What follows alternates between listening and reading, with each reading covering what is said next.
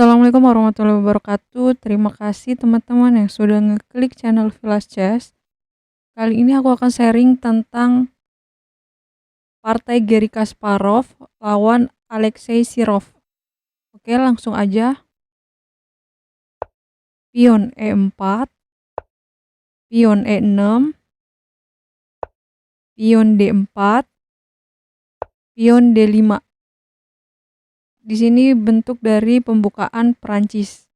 Jadi hitam melakukan ke petak D5, menantang langsung ke petak pusat putih. Oke, kita lanjut.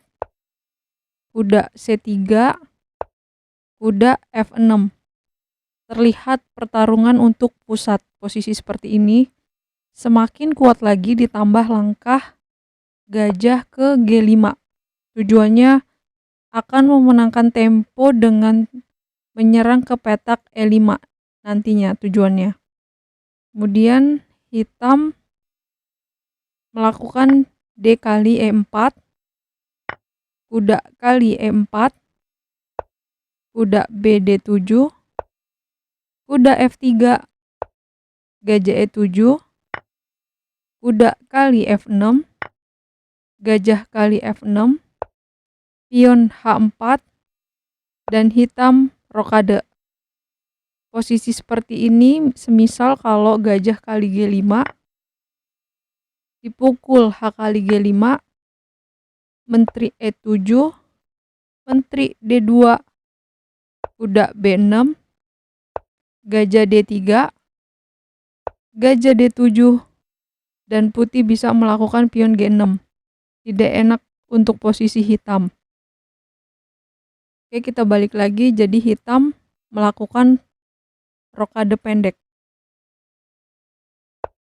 Gajah D3, putih mulai berencana melakukan serangan ke sayap raja.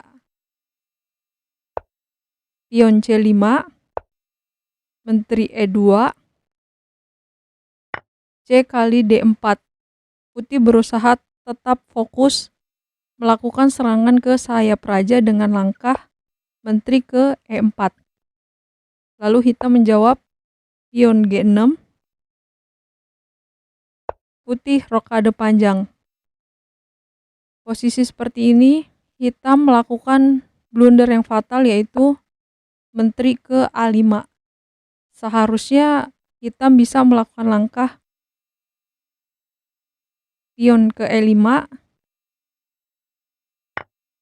gajah kali F6, menteri kali F6, pion H5, benteng E8, menteri H4, menteri kali H4, benteng kali H4, kuda C5, gajah C4, gajah E6, kuda kali E5, gajah kali C4, dan kuda kali C4. Di sini posisi masih bisa dimainkan di dalam permainan akhir.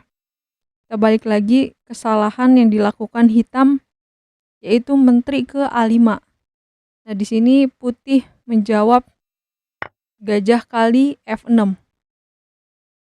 Kuda kali F6, menteri kali D4, dan kuda H5. Lalu putih pion A3. Mencegah untuk pemukulan menteri kali A2. Tapi di sini langkah pion A3 ini membuat kesalahan putih. Seharusnya langsung saja untuk melakukan penyerangan. Kita analisa contohnya seperti pion ke G4. Lalu benteng D8, menteri ke C4, pion B5, menteri E4. Ancamannya jelas benteng di A8 dan juga kuda di H5. Oke, kita balik lagi. Pion A3, benteng D8, menteri E3, gajah D7, pion G4, kuda F6, menteri F4, kuda D5, menteri H6, kuda F6, kuda G5. Dan lagi-lagi di sini terlihat seharusnya kita analisa pion ke H5. Jadi melakukan serangan di jalur G6 H7, kemudian nanti akan tembus benteng di H1. Oke, kuda G5, gajah C6, putih melakukan kombinasi gajah kali G6, H kali G6, kuda kali E6, ancamannya menteri ke G7, F kali E6, menteri kali G6, raja H8, menteri kali F6, raja H7, benteng HE1, menteri benteng kali D1, benteng kali D1, kemudian hitam menteri ke C5. Kita analisa kenapa membuat kesalahan. Harusnya bisa menteri ke C7 karena menjaga jalur untuk mempertahankan serangan dari putih terlebih dahulu. Lalu kalau menteri kali E6, sebenteng E8, kemudian menteri F5, raja H8, pion G5, menteri E7, menteri F4, benteng F8, menteri D4, raja H7, pion F4, menteri E2, dan B3. Dan posisinya masih terlihat adanya saling serang-menyerang. Oke, kita balik. Menteri C5,